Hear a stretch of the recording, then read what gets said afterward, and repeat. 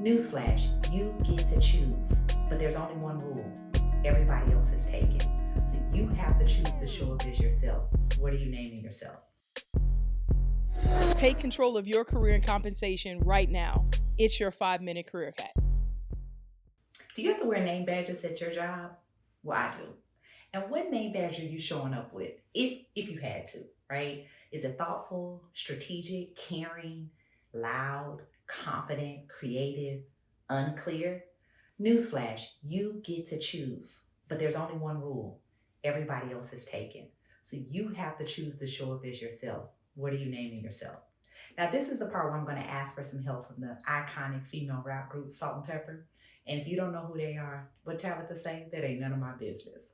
But express yourself. You gotta be you and only you. Does anybody remember that song? It's a throwback for sure. But when's the last time you have taken time to figure out who and how you want to show up?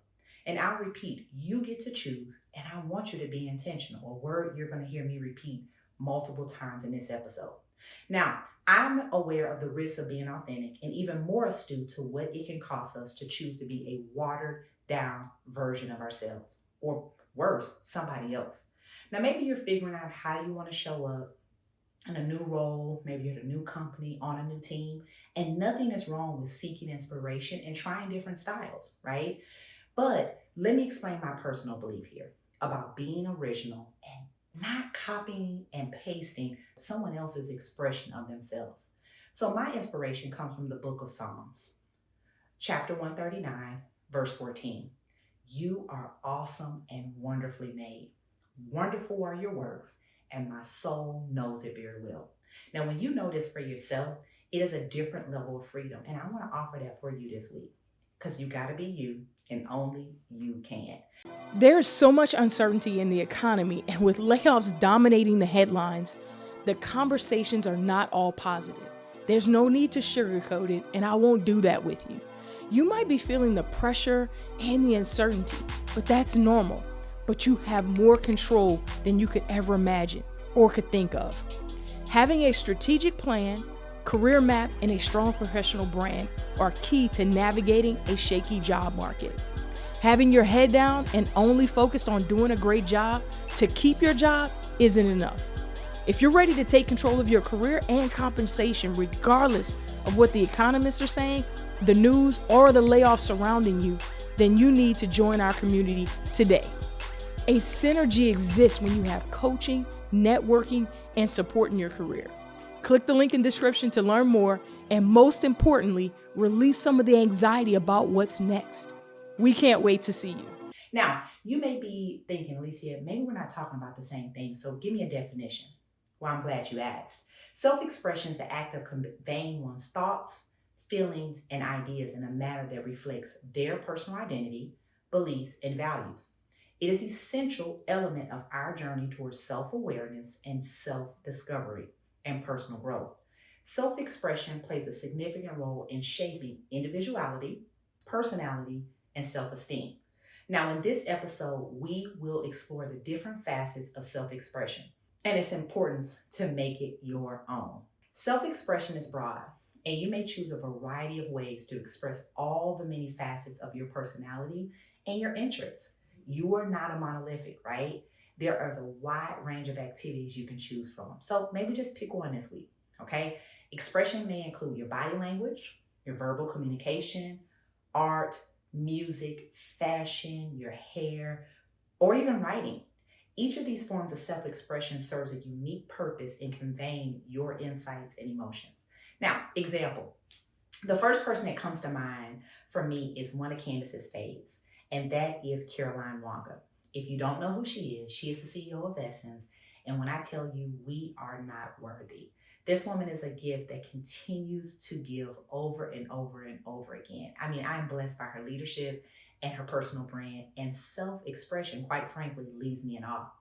It is so uniquely her. And at the surface, you probably would think that she had a stylist or like it's this artistic flair, but it's her armor, as she describes it. Every article of clothing has meaning, and it's making a statement. And if you look closely, right, you'll see that. Now, she reminds me of something that I recently learned, and hopefully you can learn it this week, that you can choose to use your voice in many ways. Now, Caroline chooses her clothing as a form of self-expression.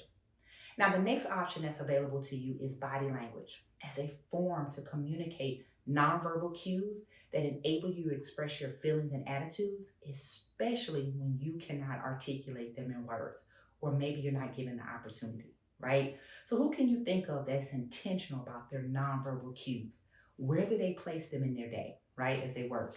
Think of times where this has served you or not. Do you have a look? And what do you intend for it to say? All right. Now, our next option is our words. The words we choose to say are right, which help connect us to others and build, hopefully, meaningful relationships. So how do you use your voice? Are you one that speaks, then you process and think about what you said? Or are you the last to weigh in? How and when do you use your words? Art, music, and fashion. I want to dig into this. All powerful mediums for self-expression. Now, through these forms of creativity, you can also convey your views, perspectives, and connect with others on another level that may share the same or similar tastes. Art, for instance, can be used to express emotions and experiences that cannot be put into words. The same thing for music. It can evoke emotions and memories that words alone can't. So can you use music and art in your work environment? Are you in a creative space? Are you able to weave it into presentations, or maybe just to set the mood for yourself or coworkers in your office or workplace? Music and art are universal languages that can express your individual beliefs, attitudes, and identity, setting you apart maybe from the work norms or expectations that people may have for you or someone in your role. Now, the act of self-expression has immense benefits for individuals, for you. For instance, it can help you to increase your self-awareness and self-esteem. When people can express their ideas and emotions freely, they feel more confident and comfortable and safe, which is essential for growth and development. So how do you create space for you and others to do this? Make it personal. So additionally, self-expression can promote creativity, critical thinking, and problem solving, as it requires individuals to think deeply about their beliefs and values and question why.